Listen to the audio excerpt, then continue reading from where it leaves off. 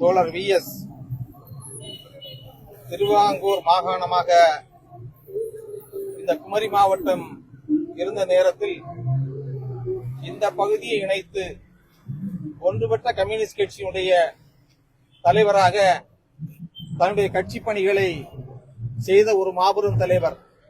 அவருடைய செயல்பாட்டின் மூலமாக இந்த பகுதியிலும் எங்களுக்கு பல தலைவர்களை அவர்களால் உருவாக்க முடிந்தது.